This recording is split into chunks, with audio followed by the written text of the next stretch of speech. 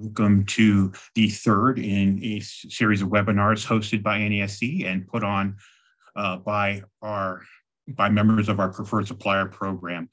Today's webinar is being put on by Kerry, and presenting will be Tricia Alka, and she is the senior account manager for Kerry Pet Supplements, covering all of North America.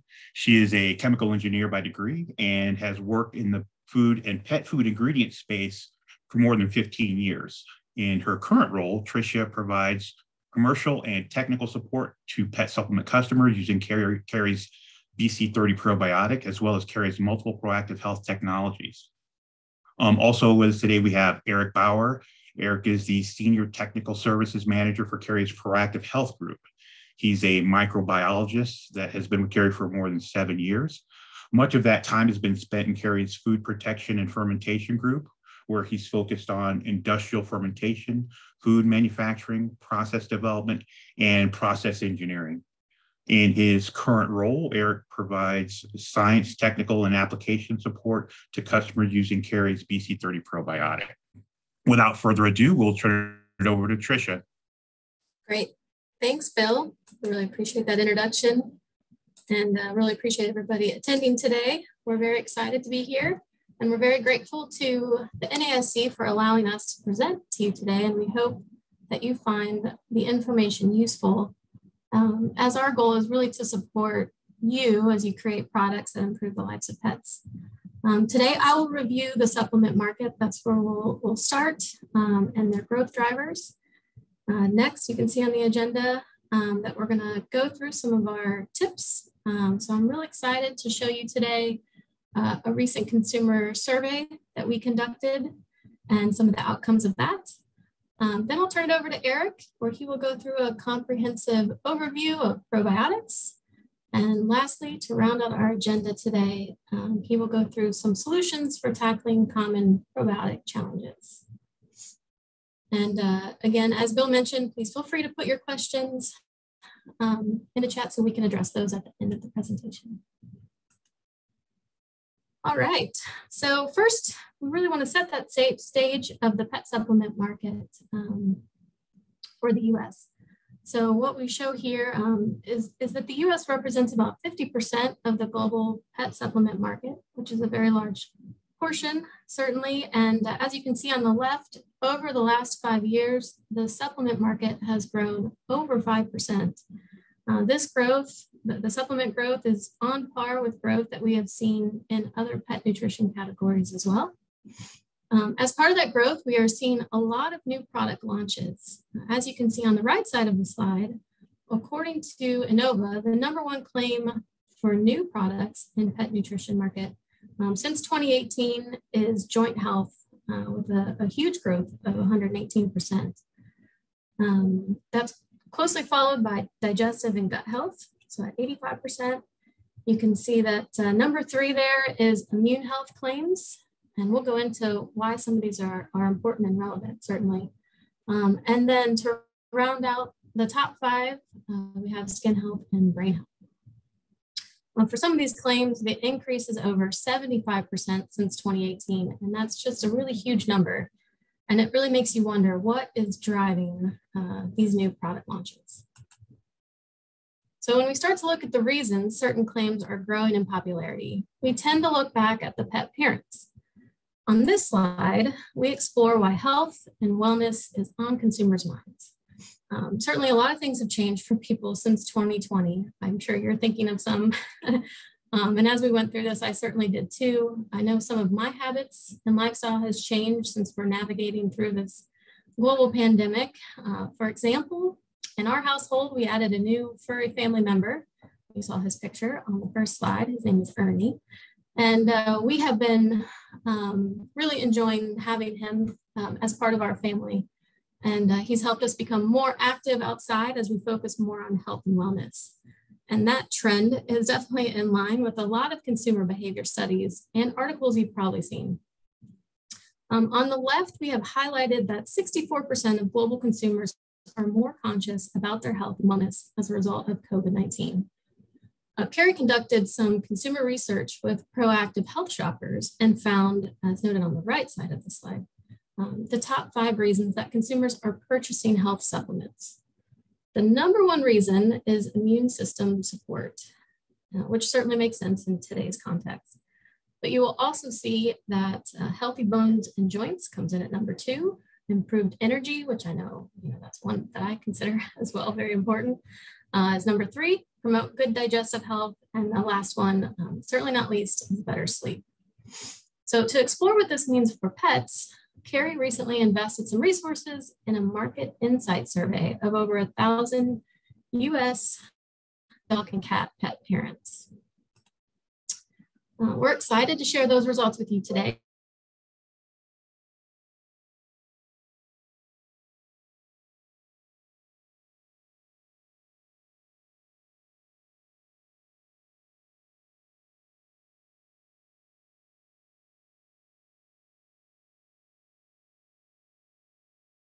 Trends in the last 6 months. Surprisingly, a large number of those surveyed, 91%, as you can see on the slide, said that they believe that their pet struggles with at least one health issue. As we dug a little deeper in our survey, we found that the top 2 perceived health issues by their pet parents, which is tied for the number 1 spot, were maintaining digestive health and anxiety and calmness. Those were closely followed by mobility and then immune health. So what we can conclude from our research, combined with what we saw trending for new product development claims, is that companies are acutely aware of pet supplement needs as our research lines up closely with the new product launches. On the next slide, we wanted to explore a little further to understand any nuances between dog and cat owners. So we looked at the top health concerns as it relates to each species. And what we found was pretty interesting. We found that for both, the top 2 health concerns from our previous slide were relevant for both groups. And those are anxiety and maintaining digestive health. There were some differences though. We did find that mobility was more of a concern for dog pet parents, whereas cat pet parents had more concern around obesity. I found it interesting that while we surveyed both cat and dog owners, 2 of their top 3 health concerns are the same, noting that both cats and dogs struggle with digestive health, according to pet parents. So on this next slide, we looked at new product development trends for gut health. In the previous slides, you saw that gut health is a key area of concern for both pets and their owners. This has led to many new product launches on the market looking to address these concerns. So here we did a side-by-side comparison of the new product development trends for both humans and pets. So on the left side, you see the new product trends starting from 2016. Digestive health, we noted here, is the 2nd most common proactive health claim over the past 4 years. And number 2, we also see that as far as fastest growing proactive health claims, probiotics have been, is number 2. Number 1 for the largest proactive health claim is energy and alertness. And for humans, the fastest growing claim is brain health. And you see here that there's been 11% growth in claims around probiotics. Switching over to the pet side, so this includes all pet nutrition product launches. And you can see that digestive health and probiotics are at the top, number 1 health claim, and also the fastest growing claims are linked to probiotics. What's interesting is secondly, largest pet health and nutrition claim is skin and health, and that's also followed by immune health. And the second fastest growing proactive health claim is heart health for pets. Probiotics claim in dog and cat supplements have grown 32%, which is a huge number. And as you can see, gut health is important for both pet parents and their pets. On the human side, you can see this trend is very established. So something that's been around for a long time and very well known. And as we all know, pet trends closely follow human trends. So it is not surprising that gut health is continuing to gain momentum and taking over that number 1 spot, with probiotics leading the way as the fastest growing claim for pets. As the digestive health trend continues to gain momentum, the next part of our presentation, we're going to go through and share our tips for developing new gut health supplements and how you can future-proof your new products to not only grow and be successful on the market, but simultaneously leverage them to withstand the test of time. So as we just saw on the previous slides, probiotics are a key claim in digestive products. This is because they have been used for over 100 years in product development and are widely accepted and recognized as a solution that supports digestive health. Therefore, our first tip is to formulate with probiotics as they offer peace of mind. So here we can see probiotics are highly associated with digestive health. As we explored digestive health claims in our pet parent market research, it was evident that probiotics are the #1 recognized ingredient for pet digestive health support. The pet industry has seen an explosion of new and novel digestive health ingredients that most of you probably know better than myself. We've seen from pumpkin to ginger to ancient grains and seeking to capture a piece of this large and growing segment. But when given the choice of commonly used digestive health ingredients, according to our research, we saw an overwhelmingly 64% of respondents associate probiotics most commonly with promoting pet digestive health. Other ingredients such as prebiotics and fiber were a distant second, 31% and 29% respectively. Now, pet supplement shoppers identify a healthy digestive system as the top reason for choosing to supplement with a probiotic. One of the possible reasons that probiotics are so highly associated with digestive health is that probiotics have been a part of our diets for thousands of years, and their connection to human health has been known for more than 150 years. So we can certainly see that consumers like to buy products that they know and trust. And as you may remember from an earlier slide that I showed, our survey revealed that more than 90% of pet supplement shoppers say that their pet is challenged by at least one health issue. We shared that digestive health and calmness and anxiety are the leading causes of concerns. Therefore, in this slide, we wanted to really unpack why consumers are seeking digestive health and researching and reaching for probiotics. What we found was that 65% of pet supplement shoppers have purchased a pet health supplement that includes probiotics in the last 6 months. When identifying the primary reason for purchasing probiotic supplements, pet supplement shoppers said that maintaining a healthy digestive system was the top reason for choosing to supplement with a probiotic. You can also see that supporting overall health and wellness closely followed as a main reason they purchased probiotic supplements. Immunity support and healthy stools were also noted as significant drivers. Surprisingly, cat owners in our survey were 14% more likely to seek out probiotic supplements than dog pet parents. Dog pet parents were still 60% likely to purchase a health supplement with probiotics.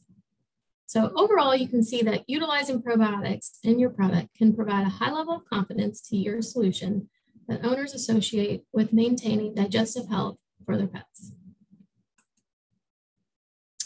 All right, moving on to tip number 2. So another tip we have for your new product developments is to keep it simple. We recommend to keep your label simple, believable, and only include the probiotic strain necessary to deliver a measurable benefit. Sometimes we have the mindset or tendency that more is better, but when trying to differentiate your product on the market, sometimes less helps the consumer better understand the benefit your product can provide. So as we shared on the previous tip, probiotics are recognized and widely accepted as providing a gut health benefit. Therefore, it makes sense that probiotics should be the focus of your claim. So according to our market research, consumers definitely agree, as 44% of them prefer to claim that says contains or made with probiotics. Another claim that closely mimics the message is made with good gut bacteria.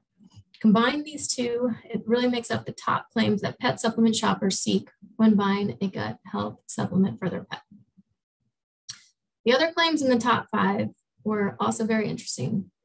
They include made with live or active probiotics, and backed by pet-specific data. All of the leading claims noted here support the idea that when highlighting claims in your product, probiotics should be your focus. So sometimes we see products that overwhelm with technical information with the intention to educate the consumer about how great a technology or ingredient is for them. However, what we found in our market survey is that this is not necessarily a helpful approach, and we would recommend to avoid too much technical information on pack. Probiotics have long been used in human foods and supplements to promote digestive health. Yet, in our survey, we found that only 20% of pet supplement shoppers claim to understand how they work.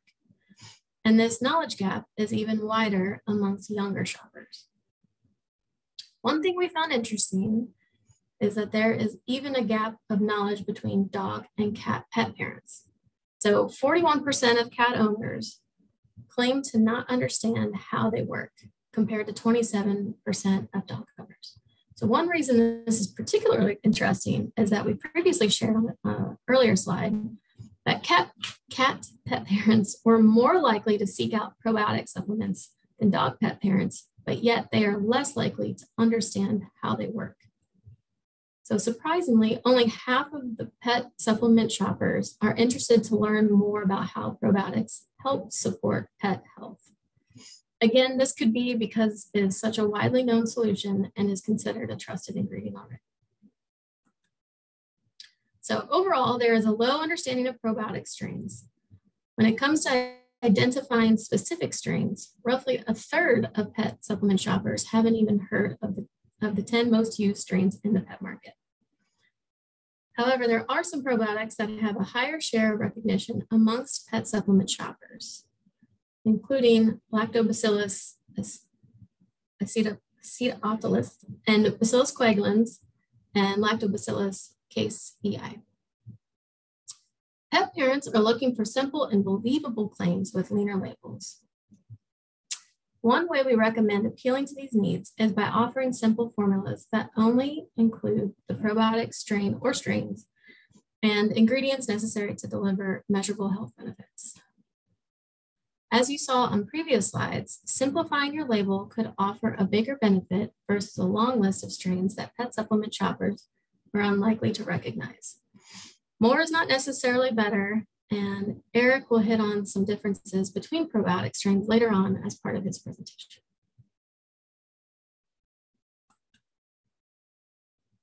All right, we have talked about some tips to help develop your product to ensure it is poised for market success, but how do you ensure that it stays relevant to consumers over a long period of time? Our next tip is to manage your reputation and brand integrity by ensuring your product contains live probiotics. Pet supplement shoppers expect probiotics to be live by the time they reach the pet's gut. We recommend that you meet this demand by using probiotics that can withstand processing, shelf life, and gastric transit. Taking all of this into consideration as you develop your product can help ensure that you're providing a product that will be efficacious to the pet. Something that would shock consumers is that having probiotics listed on the label doesn't necessarily mean that probiotics make it in the gut. Because probiotics are considered food supplements, not drugs, there are no regulations regarding their use as supplements or food additives.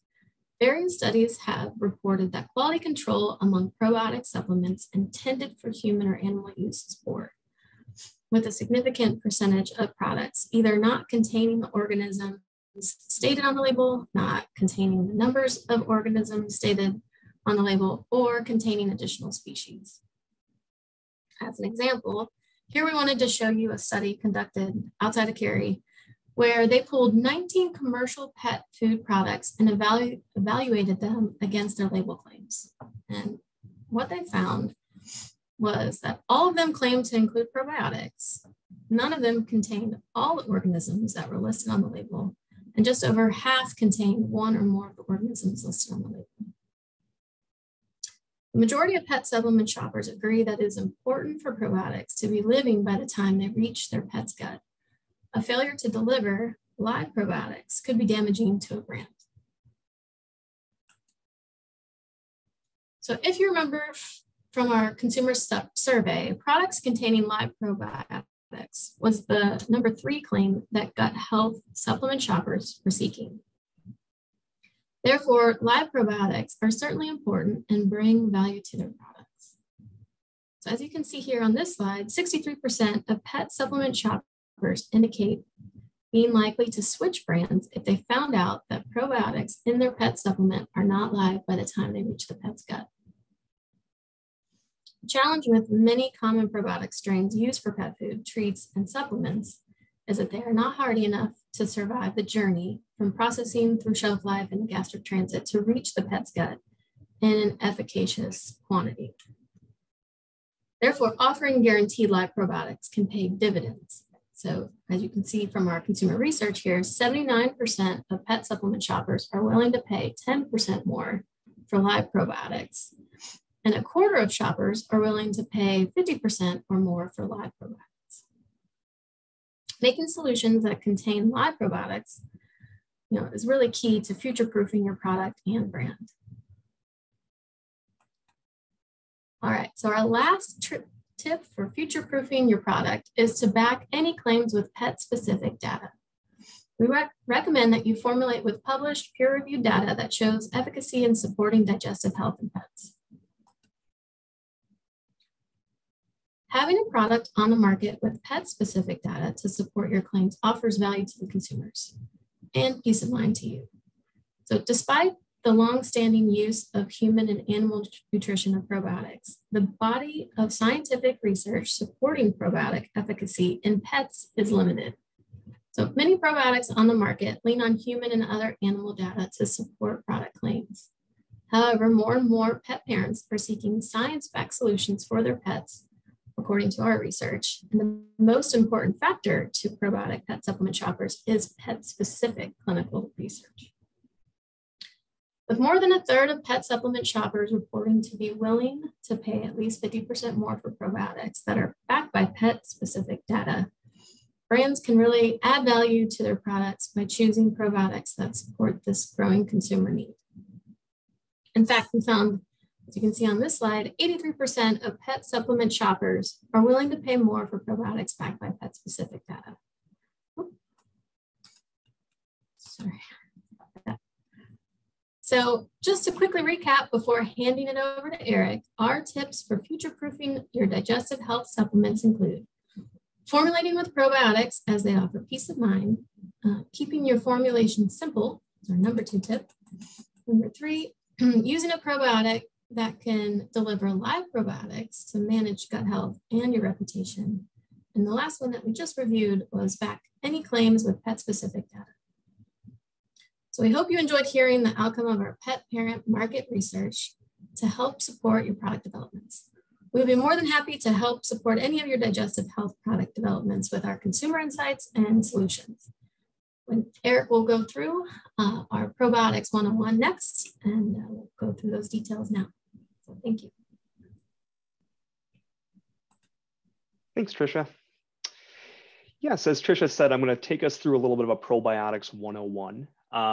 But to start through that, we need to understand more about the, there we go, a little delayed on my end, apologies. We need to understand more about the gut microbiota. So the gut microbiota is the population of trillions of bacteria and other microorganisms that are in your intestines that are key to your health and well-being.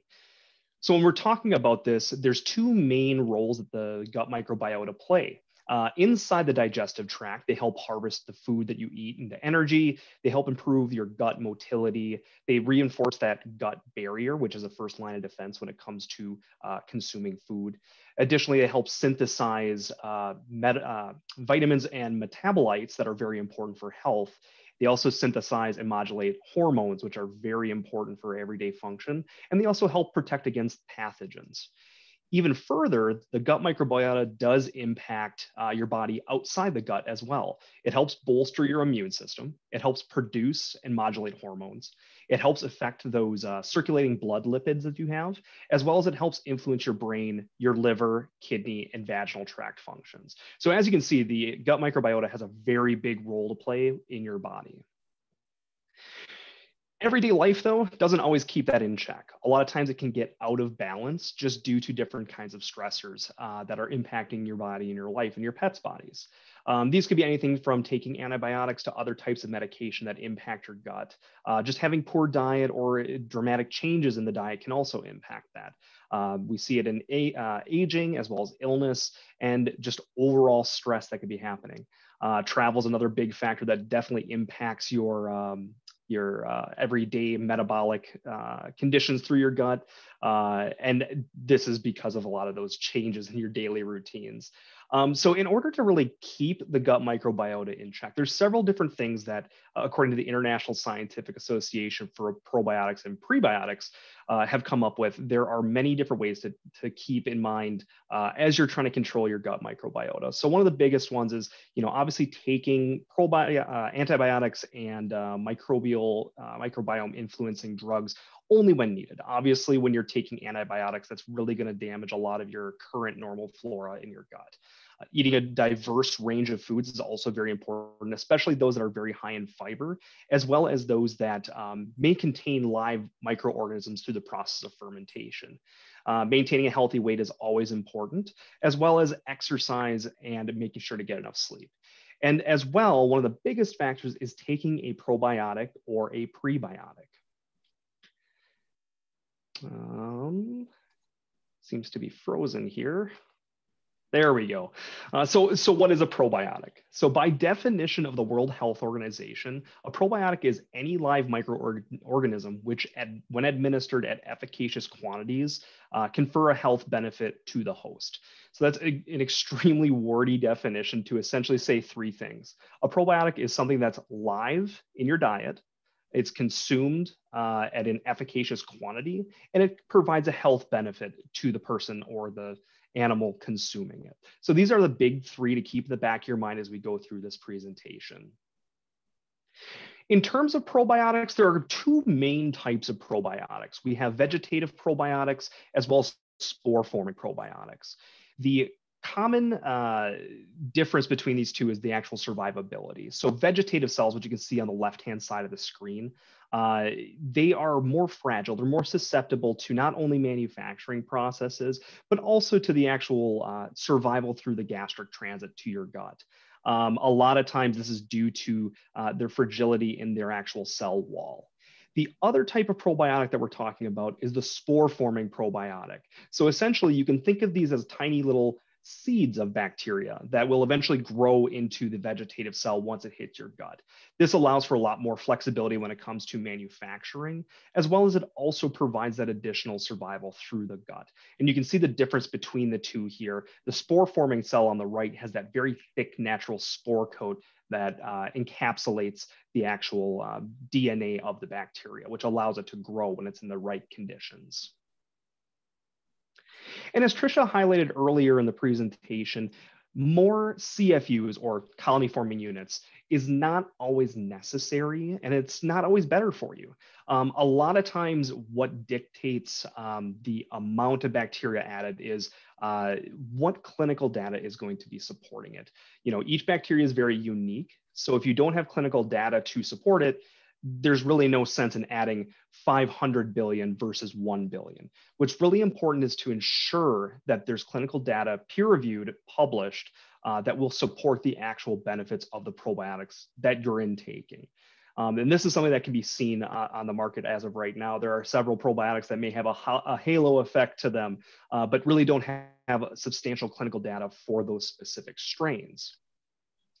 And the reason for this is because strains are very specific. They have very specific genotypes, phenotypes that really dictate how they're going to impact the human body.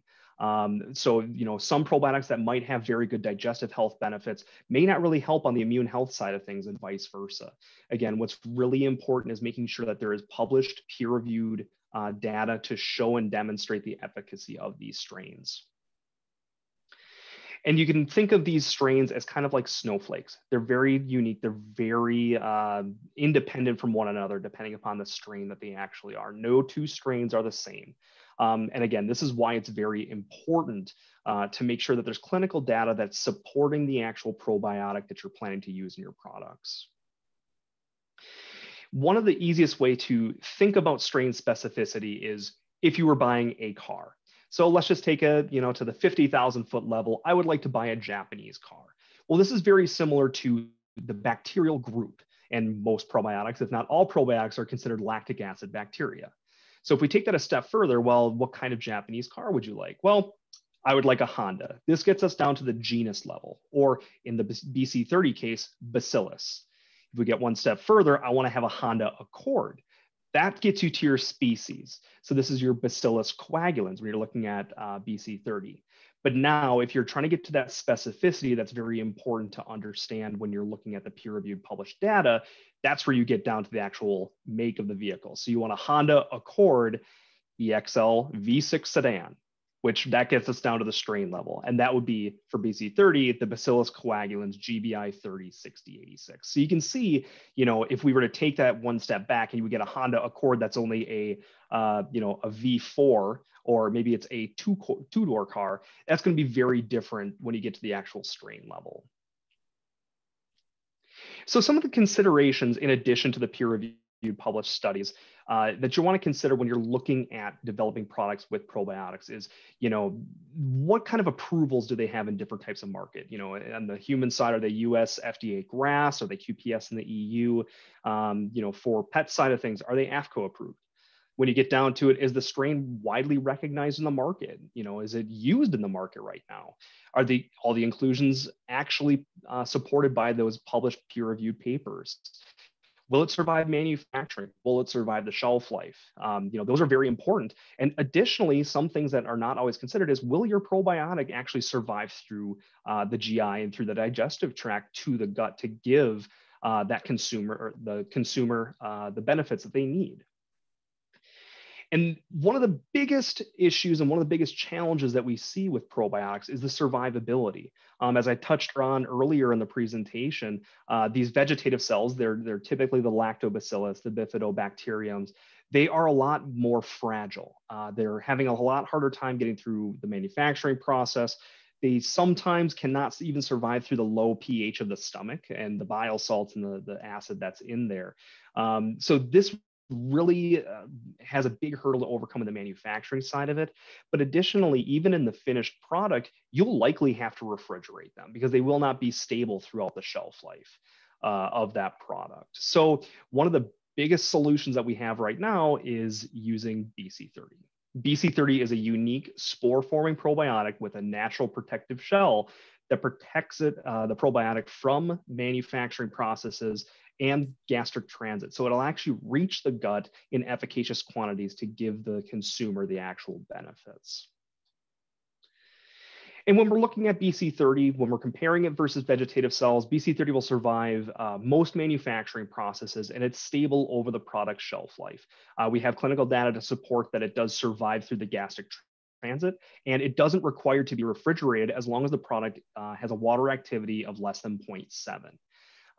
Again, the research is all there, that it's backed by over 25 published peer-reviewed scientific studies on both safety and efficacy, which is very important when you're looking at providing the consumer benefits that they're hoping to get. Additionally, the BC30 brand does connect with consumers, and this is something I'll touch on a little bit later in the presentation.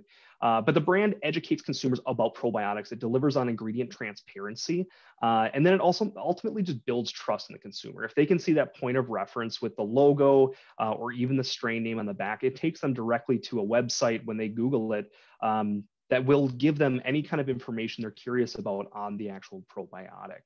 And finally, with the actual BC30 raw material, it's a consistent product from lot to lot. So you know what you're going to be getting is what you're paying for, essentially. You're not going to be getting something that's inconsistent, wild swings in CFUs per gram. So that's very important, especially when it comes to the formulating and the actual manufacturing process when you're working with probiotics. So how does BC30 work? Well, in general, the BC30 will be dormant during the actual storage. So in this first picture in the upper left, we have a woman here consuming a refrigerated beverage that contains BC30. As it moves through your intestine or through your digestive system, it'll hit your stomach where it starts to kind of wake up as now it's being introduced to more of a temperature-friendly environment. Once it gets down into your duodenum, the BC30 is pretty much wide awake and ready to go. From there, it'll be in the correct environment to have the water activity it needs, it'll have the temperatures it needs, and it'll have food source that it'll need to actually consume and provide those benefits. From there, the BC30 will provide the benefits as far as digestive health in humans, immune health in humans, protein utilization. And as we'll see in the pet side of things with our newest peer-reviewed published data, it will provide more digestive benefits to the actual pet.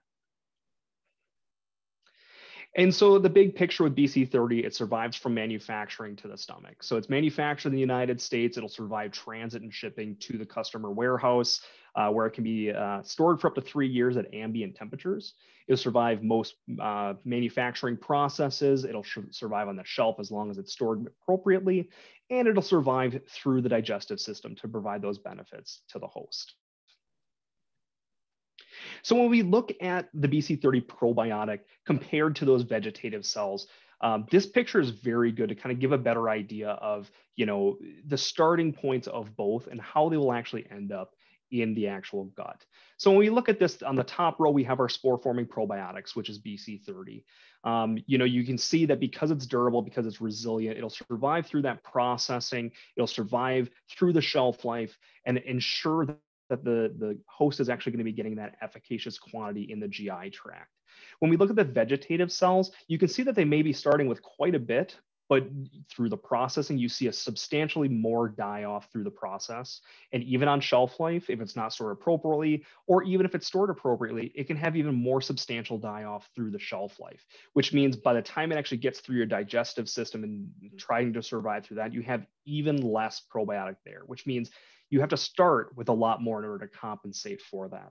So using a spore-forming probiotic really helps kind of get around a lot of those issues that can cause the probiotic to not survive.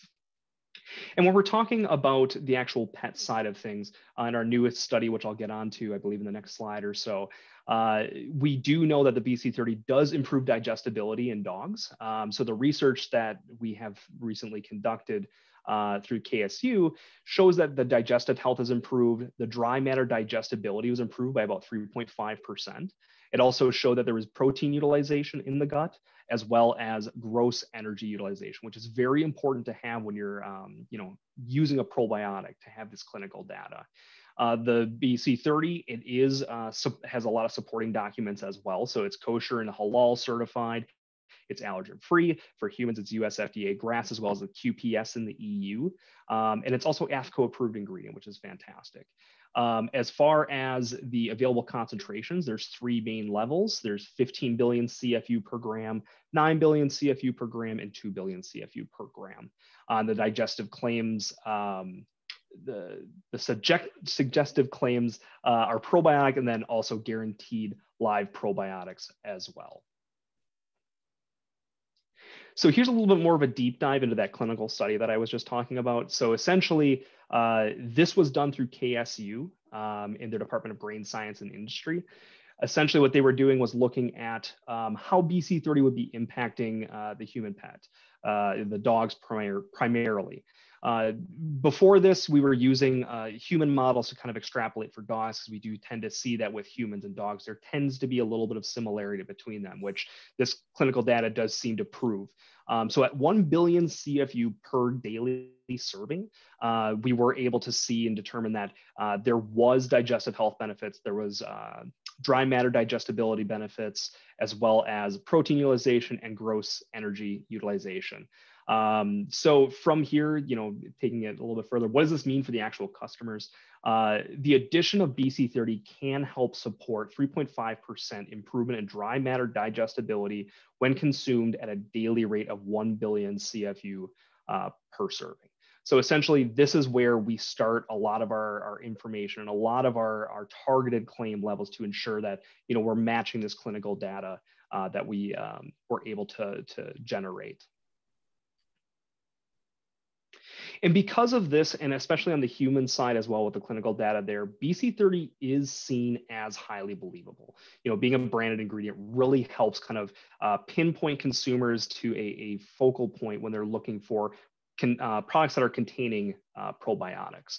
So in the pet supplement shoppers, they see claims made about BC30, and they find it very highly believable. 64% of those consumers believe the BC30's claims that are being used to represent their benefits, which is very important. And this is just looking at the logo and looking at the understanding behind it, which is very, very exciting. And then finally, kind of looking at, the brand ingredient side again, consumers globally are willing to pay more for products that are containing BC30. And this is a global average. They're willing to pay more for those probiotics containing BC30. So you can see here, across all of these categories, there's an average of 76% of consumers are willing to pay more for those probiotics. So you can see here, a lot of them in this study were conducted on the human side of things, but you can see down the bottom that 66% of consumers are willing to pay more for pet food.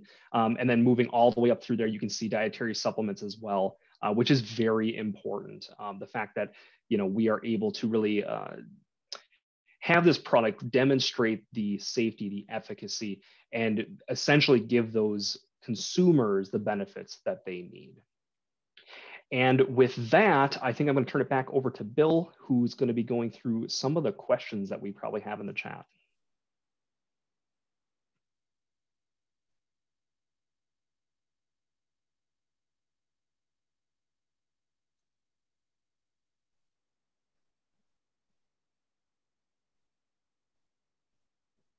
Bill, I think you might be muted. Sorry about that, folks. The first question that we have is around survivability. They're asking, they'd like to know how you ensure survivability through the various manufacturing processes. Eric, if you want to take that one.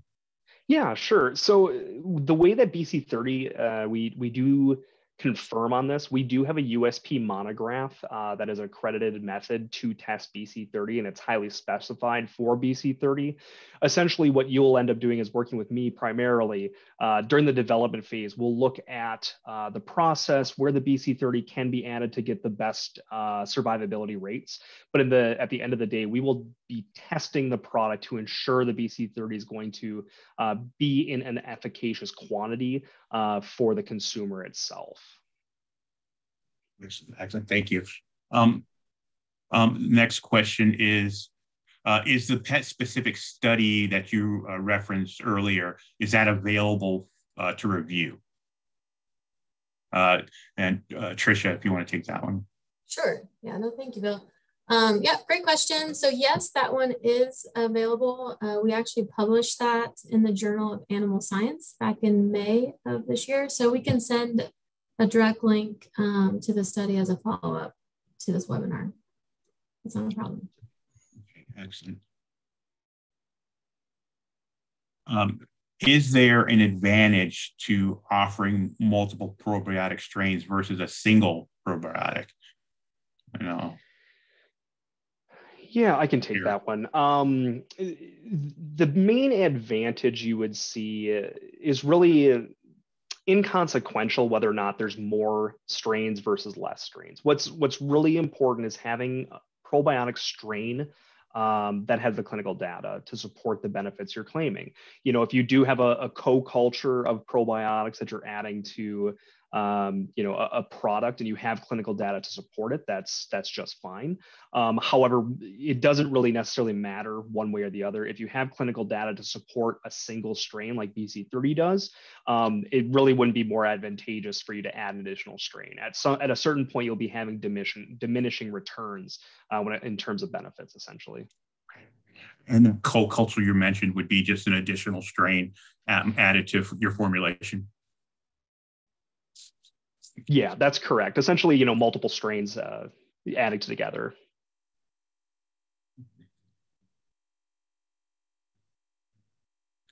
The next question is, so the questioner is asking, or they're saying that they've seen probiotics that include billions and billions of CFUs or multiples of billions of CFUs. Why does BD30 include just 1 billion CFUs? Sure. So the 1 billion CFU for BC30 is linked to the actual clinical studies that were conducted on it. So in humans, we actually have two different claim levels that we can use. We have the 1 billion CFU, which supports digestive health, immune health, protein utilization. And we actually have a lower level 2 at 500 million that supports immune health. In pets right now, because we only have the one clinical study, we have more in the process, but that's primarily targeting 1 billion CFU. And because we want to make sure that we're following the minimum efficacious quantity, that's why 1 billion is targeted. Some other probiotics out there, they may have clinical data that just shows that it's higher, or they may not know, so they're trying to get back onto that bandwagon of more is better. But as we talked about this presentation, that's not always the case. Okay, thank you. What was the rationale behind which probiotics were chosen to test consumer understanding? Tricia. Yeah, I mean, for that one, I mean, certainly the number one recognized one that we showed during our presentation was the Lactobacillus acidophilus, which is commonly used in dairy products. So I could see why that would be a question.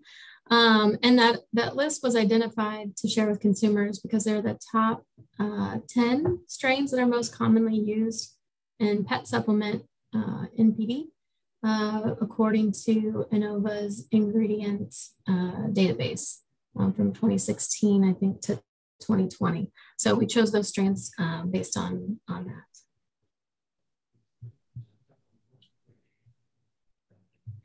The next question is if your product is safe for animals to consume, and I'm assuming that they're asking other companion animals. Yes, it is safe to consume. It is AAFCO approved. It's US FDA grass in humans, but more than that, we do have numerous toxicology and safety studies conducted with BC30. So it is definitely safe for companion animals to consume.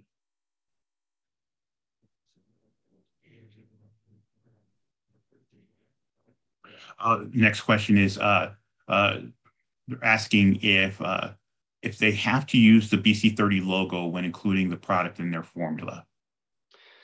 So the answer is no, you don't need to include the actual logo. What we have seen, however, and I kind of talked about it earlier in the presentation, having that logo does have a point of focus for the consumer who's actually buying the products. What they can see is that it's, delivering on that ingredient transparency to kind of ensure, hey, they're claiming all of this stuff. Let me go research this. We're seeing that more and more consumers are being more cautious with what they're, buying for their pets and for themselves. So having that clear point of focus for the consumer is very important. Minimally, we do have to have the ingredient deck claim the Bacillus coagulans GBI 306086 because that is the actual ingredient. But as far as the logo, it's not necessary, but we definitely recommend it. Okay. The next question is about the safety of a spore-forming ingredient in their manufacturing site. What insights do you have on that topic? Yeah, we definitely get that question a lot because it is a spore-forming organism. But on the bright side, we do have a validation document that goes through different recommendations, tips, tricks on how to clean using BC30. But the best thing about it is BC30 doesn't form biofilms. It doesn't adhere to surfaces, which makes it very easy to clean. We've seen that, as long as an allergen clean is being done, that could be more than sufficient to remove BC30. Typically, we have to deal with this on a case-by-case basis, just because some plants may be a wet-based plant, some might be a dry-based plant. So that's where we have to deal with it on a case-by-case basis. But ultimately, we've been in thousands of products globally with no reports of gross contamination or cross-contamination. So, if you're starting to formulate with BC30, don't hesitate to reach out. We can definitely work with you directly on your plant and probably the best way to clean it. Excellent. And Tricia, this one might be for you. Did you see any difference in probiotic understanding based on the consumer's age?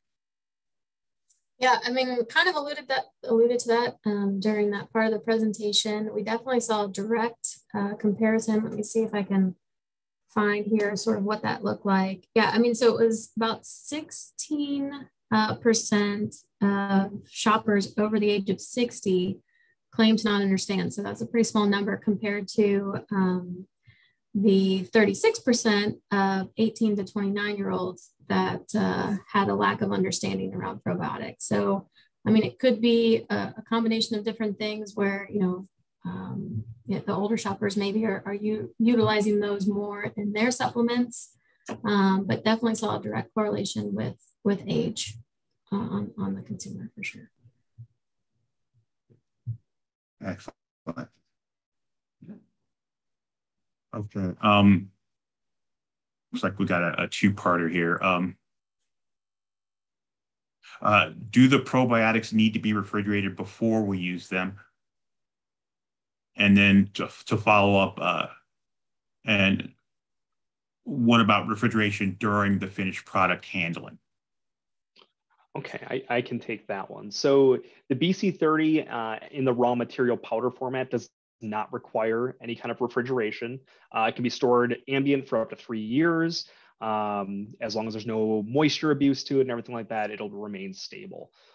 As far as a finished product, we'd have to deal with that on a case-by-case basis. But essentially, as long as the product has a water activity of less than 0.7, it should be fine to be stored at ambient and should not require any sort of refrigeration throughout shelf life.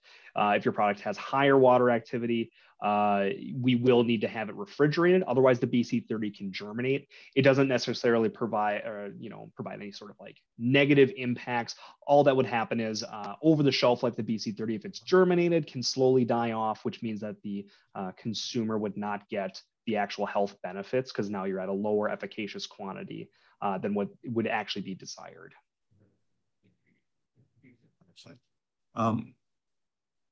And then this one might be for you, Tricia. How are probiotics regulated for pet foods and supplements?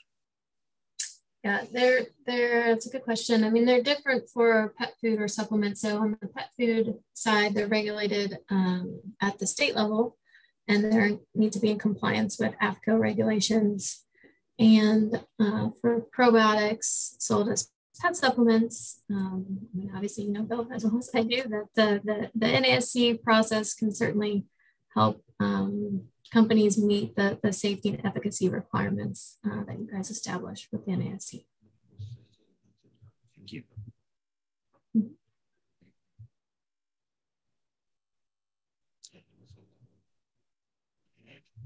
Next question is, if I see pet studies on a specific bacterial strain, can I use that data to support similar bacterial species? So no, so no, unfortunately, you won't be able to. And this is kind of what I spoke about earlier in the presentation about, considering bacterial strains almost like snowflakes. So for example, if we had a Bacillus coagulans 1,2,3,4 versus the GBI 30, 60, 86, that Bacillus coagulans 1,2,3,4 can't use any of the clinical data from the BC30 to support that, nor could we use anything from theirs. What's really important is to ensure that the clinical data is specifically for the strain you're planning to use. Because what could happen if you don't use that clinical data or have clinical data to support it, now you're putting a product or an ingredient into your product that may not actually provide any benefits, which ultimately the main goal of a probiotic is to help a consumer actually get health benefits. Okay. And then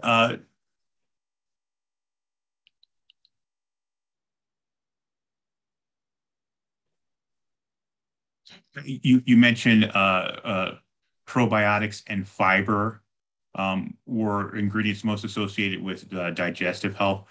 Were there differences between dog and cat owners for these in your survey? Yeah, the survey results were fairly similar on that topic between cat and dog owners. I would say that, probiotics was definitely the #1 for both, but there were a few nuances further down the list. For example, I believe pumpkin was higher up for dog owners than it was for cat.